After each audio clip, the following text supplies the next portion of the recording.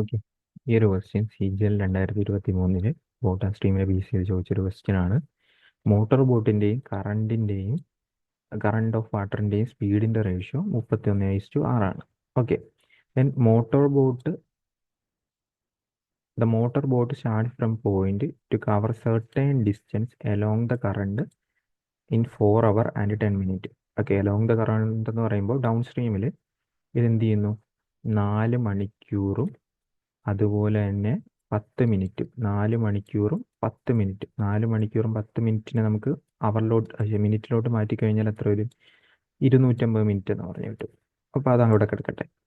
Then find the time taken by motor boat to come back to initial point. Come back to initial point എന്ന് പറയുമ്പോൾ ഇപ്പോൾ ഇവിടെ നിന്ന് ഇങ്ങോട്ടേക്ക് down സ്ട്രീമിൽ പോയി തിരിച്ച് അപ്പ് സ്ട്രീമിൽ വരുന്നു. ഓക്കെ, ഡിസ്റ്റൻസ് കോൺസ്റ്റൻ്റ് ആണ്. അപ്പോൾ നമുക്കറിയാം ഡിസ്റ്റൻസ് എന്ന് പറയുന്നത് സ്പീഡ് ഇൻറ്റു ടൈമാണ്. ഡിസ്റ്റൻസ് കോൺസ്റ്റൻ്റ് ആണെങ്കിൽ സ്പീഡിൻ്റെ റേഷ്യോൻ്റെ നേരെ ഇൻവേഴ്സ് ആയിരിക്കും എന്ത് വരുന്നത്? ടൈമിൻ്റെ റേഷ്യോ. അല്ലെങ്കിൽ എനിക്ക് ഇവിടെ പറഞ്ഞു കഴിഞ്ഞാൽ നമ്മുടെ ഡൗൺ സ്ട്രീമിൻ്റെ സ്പീഡ് ഡിവൈഡഡ് ബൈ അപ്പ് സ്ട്രീമിൻ്റെ സ്പീഡ് എന്ന് പറയുന്നത് time taken in upstream divided by time taken in downstream. അങ്ങനെ എടുക്കാമല്ലോ. സ്പീഡിൻ്റെ റേഷ്യോൻ്റെ നേരെ തിരിച്ചായിരിക്കും ടൈമിൻ്റെ റേഷ്യോ വരുന്നത്.